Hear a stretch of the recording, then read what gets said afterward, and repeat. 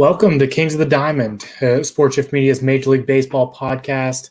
This is the first episode. We recorded one last week, but with my busy schedule, I ended up not having time to edit and put it out. So maybe if this ends up getting popular this season, we'll drop that as a special edition. Look back at our first one. But I'm your host, Jake Thomas. I'm joined by Hank Steinmiller. Hank, nice hat, rocking the A's, even though they're struggling. How you doing?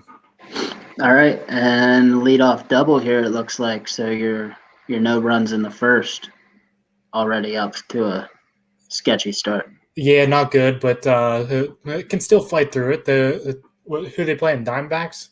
Yep. Yeah, they can work through that. But so we're here. We're going to be here all season long, Monday nights, live on Facebook, YouTube. If you can go like and subscribe at Sports Shift Media on YouTube, trying to grow that account as we do more video content. But we got a lot to get into, and then back end of this episode, for our first episode, we're gonna draft a team, one player from each team. So we'll keep a couple players out. We're only drafting 25, and then we set ourselves a cap limit of 130 million. So that should be interesting, trying to stay under the limit. But Hank, we're now almost 2 weeks into the season. What stood out to you most so far? Up and down, the inconsistencies. So again, it's kind of like what I said last week, but the Dodgers obviously still right up top of the board, but the inconsistencies of a lot of teams. Red Sox scored 5 runs in their first 3. They're the highest scoring team since. That helps that they play the Orioles again, but they're putting up runs. Do you think that starting pitching can keep them in games, or are they just going to have to score 10 runs each game to keep winning? The Red Sox? Yeah. I think that JD Martinez is going to have to average 2 home runs a game for them to keep winning. His OPS is 1,000. Yeah, the bullpen's not very good. The starting pitching's not great. So overall there, I just don't think they can keep up. The NL Central's, I know we're really early in the season, but the NL Central is completely up for grabs. I did not see the Reds coming on this hot to begin. Mm-hmm. I don't see that sticking, but at the same time, they get a bunch of games against the teams in this division. And I think one thing we've realized is that the Cubs, they just aren't very good. You give up three losses to the Pirates, who are without their best player. Brian Hayes has been out since the second game of the season. Phillip Evans, random name. He's really the only guy balling for the Pirates, but they're still finding ways to win. That Cubs bullpen is shaky. If you're able to stay in the game through 5 innings, they're probably going to give up enough runs for you to win. Mm-hmm. I agree. Opposite of the Red Sox starting pitching, did we know the Giants were going to have starting pitching? As good as they were? I was looking at the draft for later on, and I was amazed. I think they have four relief guys that haven't given up a run yet. Yeah, they got 4 starters under a 3 ERA. Yeah, they are playing well so far. All you can ask for is just a little more competition for the Dodgers and Padres there, because you don't want to see those teams just steamroll the other 3 teams in the division. So it would be nice to have another team to at least give them a fight for most of the season. Right. So I do believe they started off with a pretty soft schedule. I know they played Colorado. I forget where their first series was, but either way, the pitching's been great for them. What if we stay in the division? I guess they played the Mariners to start and then the Padres. Okay, so pretty soft schedule to start, but yeah, staying in the division though. The Padres, right? Did they take 2 or 3? Yep. How about that no hitter the other night? I absolutely did not tune into it, and here I would like this is what I would like to touch on with that. Not the no hitter, not how good it was. Did we know that a hit by pitch was not counted as a walk? Wait, so what's it counted as? Nothing, just a base runner. So I checked out the box score as that was going. And when I looked at the box score, it said no walks, no hits. So to me, I was like, why am I getting updates that this is a no hitter and not a perfect game? And when I went and looked, it was a hit by pitch. I assumed that those were counted as walks as well. So That's something new every day, I guess. Yeah, I guess so. But who would have thought that old Joe Musgrove, former Pirate, I mean, it's the curse of the Pirates, or I guess it's the gift that as soon as you leave Pittsburgh, you become an all-star and do amazing things because you've got him pitching well out there so far in his hometown. You have Tyler Glasnow putting up 14 Ks tonight. He did not want to give up that ball. I think it was 2 outs in the 8th inning. He wanted to finish it off, get that last out in the 8th, but they pulled him. And then Austin Meadows as well, doing up big things for them. Yeah. Again, like I said before, it's very, very, very similar to the Orioles. I think Bundy and Gosman left, and they both were opening day starters this year. Yeah, it's crazy to see. Even Charlie Morton, who was a ground ball pitcher. He was known as a sinker guy that was just trying to get soft contact and get ground ball outs. He goes and he's still kicking around, but he's throwing high 90s up in the zone and just mowing people down. Yeah, I mean, he's been in the league forever too. Yeah, I remember. I mean, I believe he was there before the Pirates playoff runs. I think Pirates team? Yeah. Yeah, it wasn't during the playoff years, I don't believe, because AJ Burnett was the key there. Well, no, he was on the playoff teams, but I think he started there before. Yeah, because it was him and Jeff Locke were the 4th and 5th starters on that team. Because it was AJ Burnett, Garrett Cole, and Francisco Liriano. Yes, they were the top 3, and then that was the thing is if they ever made it to a division playoffs, Charlie Morton and Jeff Locke were never going to get it done in the other games. Yeah. So the other thing I guess I would take away is Washington's slow start with their pitching. Yeah. I don't know. It's been so much pitching hitting, but I mean they got the pitchers to be able to do it. And their lineup's really not that bad. So them only having 1 win so far, and the Mets, I believe, are off to what, 2-4, 2-6 start. They haven't had many games, so that's the only thing with them is I'm not sure what their record is because they had 2 rainouts, and then they had the COVID stuff in their first series. So it rained out again tonight, I assume. Yeah, did you see the stuff? What's the pitcher's name? Stroman. Did you see what he had to say about the Mets? I didn't see what happened last night, so I missed most of yesterday, and I assume this happened yesterday, but I saw that it had something to do with player safety. Yeah, because like anybody in New York City or in the whole New York area knew that it was going to rain tomorrow night or like the night of the game. And they said that they talked to meteorologists and they think that they might be able to squeeze a few innings in. And they had the guys out there warming up in the pouring rain. I think there was a picture out there somewhere of Francisco Lindor standing in a puddle. And Stroman pretty much came out and said, you just paid Francisco Lindor a ton of money and you're going to risk him getting injured. Just like delay the game or just cancel it altogether. Don't send us out here and run the risk of getting injured. And I believe they made it 3 pitches before that game got canceled. And now they got to wait till mid-August to play that game again. I didn't know how far that went, or I didn't see all of that, but I did see the tweet. And Stroman's not one to hold back anything from what I see. He's going to let it rip. I really like him. I kind of wish – I mean, The Mets should be good this year, but it seems like it's going to be the same old Mets, no matter how good they are. Yeah, for sure. What about the here? I'll pull it up here. I want to get your opinion on this. I got to share my screen here. Okay. I did see this. The play from last night. Wow. I don't know. Man, looks at it here. I don't know how. Let me point this here quick.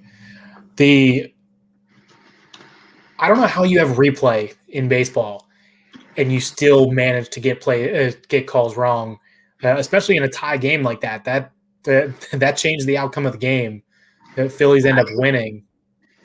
I have a little bit of a different thought on this than most.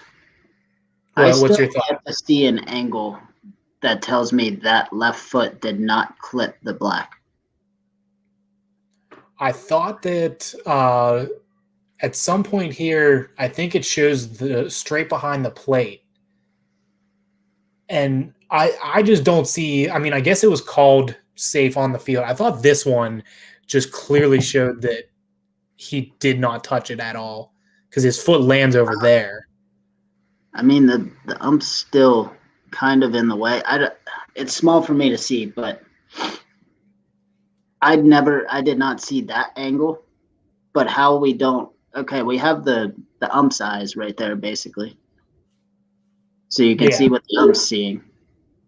But why do we not have one higher in the press box? And it feels like it's close for me because in football they look for a drag, and you can see pellets come up. In this one, you're not going to see that. But did a cleat drag? Mm-hmm. I mean, that is tough because you don't have normal shoes on. You do have like metal cleats coming out of the bottom. So I mean, it's possible, but I just think in a tie game in the ninth inning that could change everything. It was a bad look, and I feel like this isn't the first time that there's been a controversial call that I feel like most of the world. No, what was the? Who was it? Braves and Pirates. The play at home plate that. Yeah. Oh, I'm drawing a blank. I remember that guy. So I remembered that name for Meals. Yes. Is that what it was? Jerry Meals. Jerry Meals. Yeah. I forget who your catcher was at that. Was it Cervelli? No, it would have been before Cervelli. Russell Martin. Russell Martin. Yeah. Not only was he 4 feet up the line and tagged him, he tagged him again. Yeah, he got him twice, and still they couldn't get the call right. So the biggest blown calls I've seen is that one and Armando Galarraga's 28 out perfect game that it ended up being when they said he didn't hit the bag. Jim Joyce, I will never forget his name. Yeah, that's a good one. I guess replay wasn't around at that point, so we couldn't fix that one.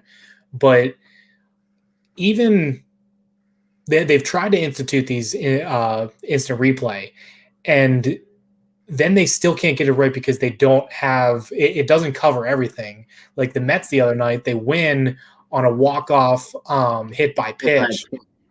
And I forget who it was that was batting, but he's leaning over. The ball was down the middle of the strike zone.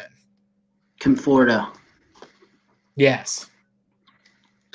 So what's the rule there? You have to make an attempt to get out of the way? Not only do you have to – well, I don't know if you have to make an attempt to get out of the way, but, I mean, you definitely can't lean into it like that. Because, I mean, technically a lot like you're told to turn your back so you don't hit your arms. So you're not technically trying to get out of the way. I mean, you'll take a pitch. Yeah. But I agree with the elbow sticking out. Maybe. I don't know. I mean, I'd do whatever it takes to win. Yeah, I mean, I don't blame you. I mean, smart play by Conforto, but that's something that feels like it should be like you should be able to challenge that. Like if you're going to have replay, but the problem is that they have these replays and then they take 25 minutes to decide, and it's just lengthening the game. I don't know. I don't know what the solution is, but I just don't like it. Yeah, so with that, I also it's a lot of judgment calls. I don't like being able to have replay on judgment calls. I mean, we saw the pass interference thing went in the NFL. That lasted, a season? Mm-hmm. The judgment calls, it is what it is. There's always going to be human error in baseball. Yeah, I know. You can't go to robots, but I just wish they could get more of it right. One thing you asked me or you told me about before the episode that you wanted to see and talk about. How about these jerseys? When you told me, I looked them up. I know they're it's for the marathon. I forget what they're calling it. The Patriot. It's Patriots Day that they play 11 a.m. each year. I forget what exact date it is, but I'm old school with baseball. It's America's pastime. We don't need to be changing up the uniforms like this. It doesn't even have Red Sox colors in it. It looks like an old athletics jersey. Mm-hmm. I mean, I'm not gonna lie. I kind of want one of those hats. I don't hate that color, but it's just. I guess I don't have a problem. I kind of like baseball doing this in a way because it is a 162 game season that you got to keep people's eyes around the game.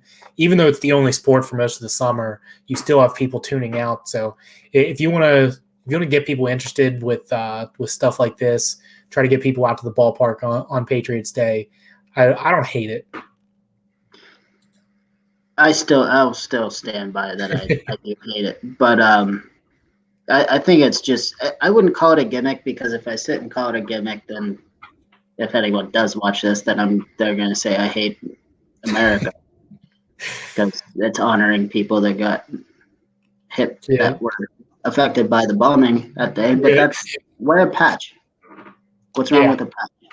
Yeah, have people at the state come bring people out to Fenway Park, like honor them, use a patch, have stuff on the field, do everything you want. Hang a jersey and not Eloy Jimenez's. So somebody else's, but the gimmicks there. I'm not. Again, I guess it's not a gimmick, but I'm not a huge fan of that type of thing. The nickname weekend or whatever. 95% of baseball players don't have a nickname. Yeah, I feel like I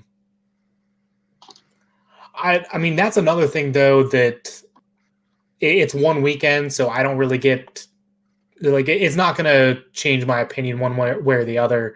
And if it gets some younger people into the game, baseball definitely needs it. See that, but I think there's more baseball fans than people realize too. So, oh yeah, there definitely is. Like the thought that baseball is dying, or like that that people aren't into it anymore, that's just a lie. It's just it's not as big as it used to be, obviously. So people are always going to bring that up, but I still love it. There's still plenty of people showing up to ballparks, so it's not going anywhere. Josh Reddick wasn't on the team. Who? Josh Reddick. I did not. He just got picked up by the Diamondbacks today. I assumed he was still on the team. He was still contributing last time I checked. Yeah, because he was last on the Astros. Wasn't he on the Astros? Yeah, he was on that 2017 World Championship team, and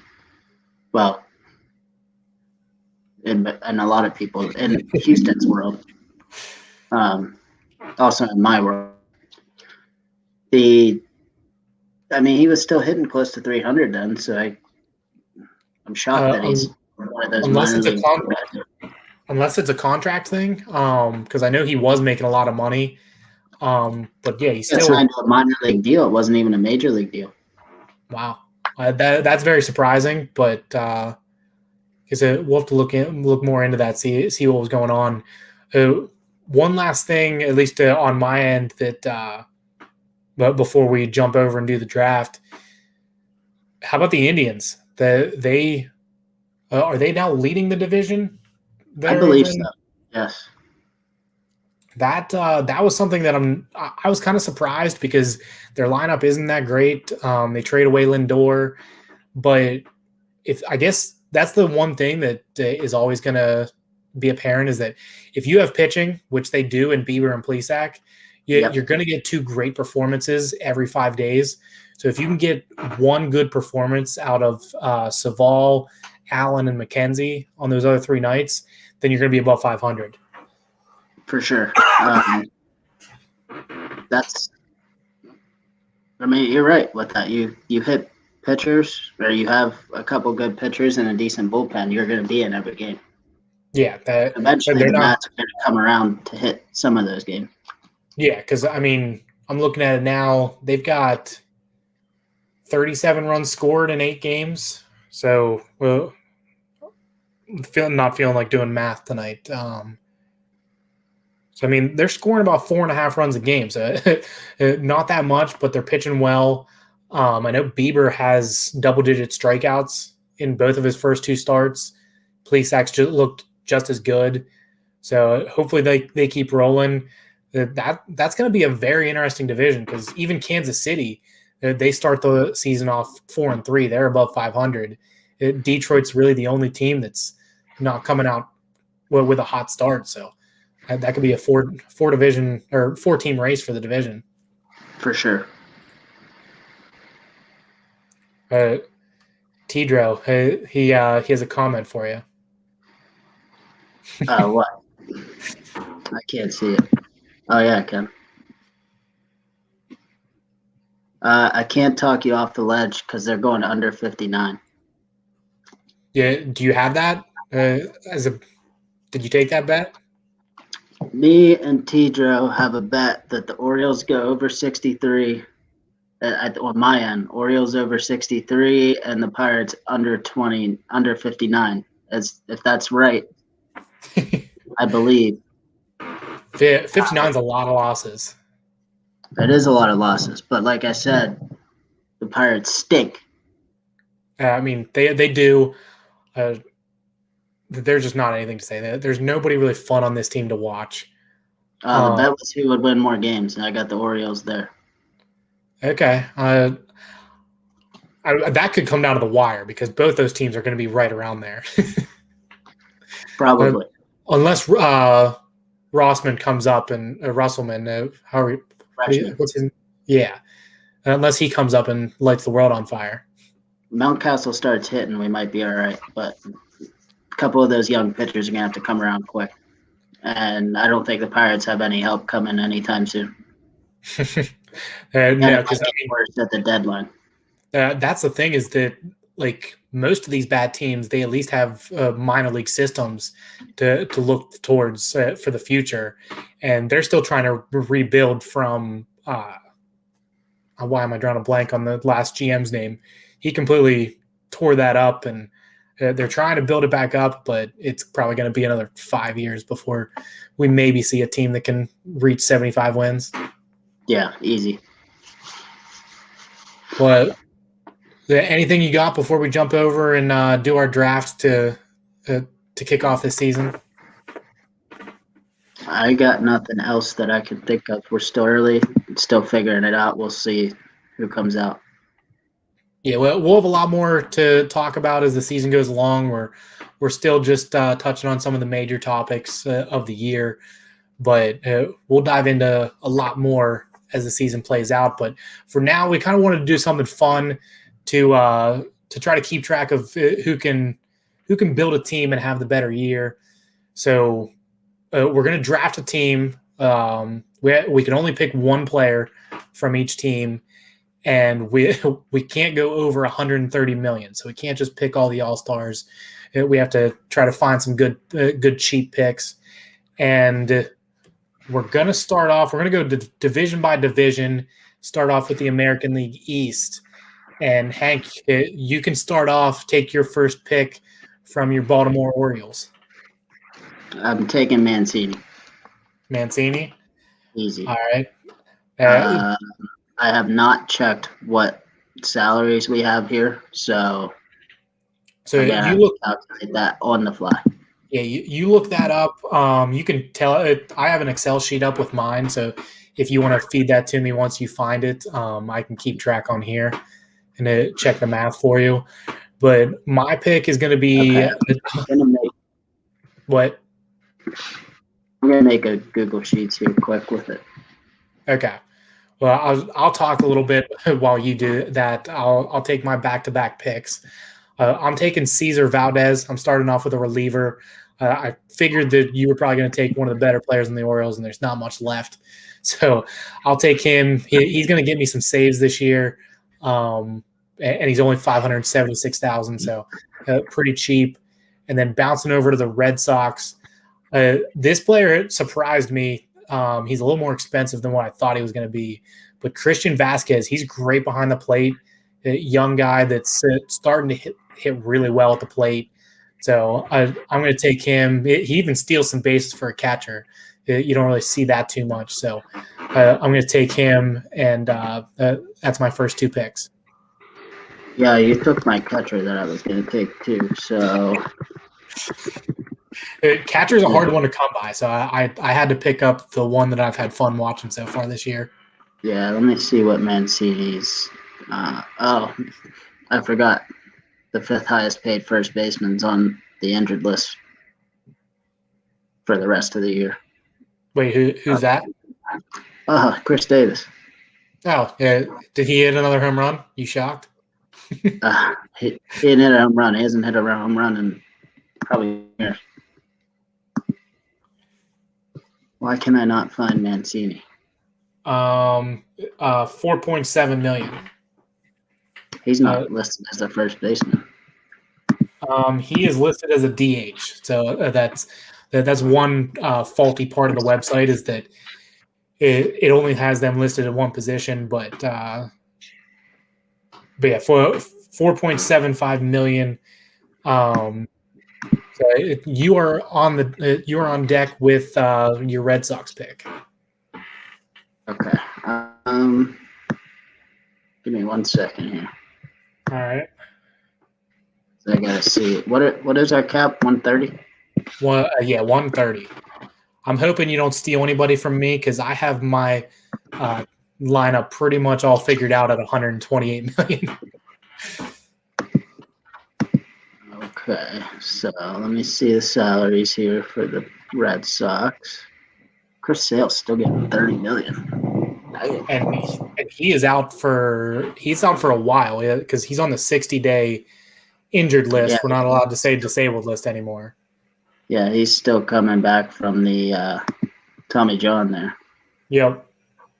So the Red Sox still got a lot of guys to pick from, but they are a little on the expensive side.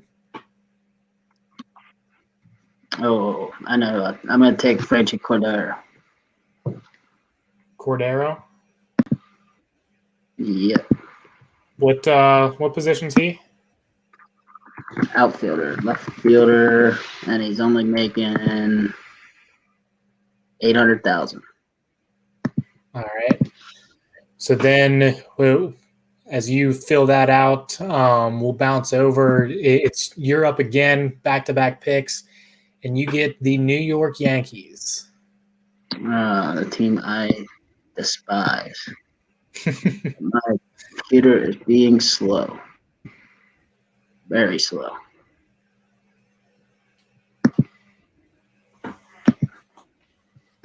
So we're trying. Might start using my phone here. Boy, who do I want? Since this is we're coming up on a half an hour here, we had a pretty good talk. But while we draft, I think we might just end the live. And if you guys want to, since this might take us a while figuring out all the salaries and whatnot. But we'll be this episode will be on the Juicebox Pod podcast feed anywhere you get your podcasts on Thursday afternoon.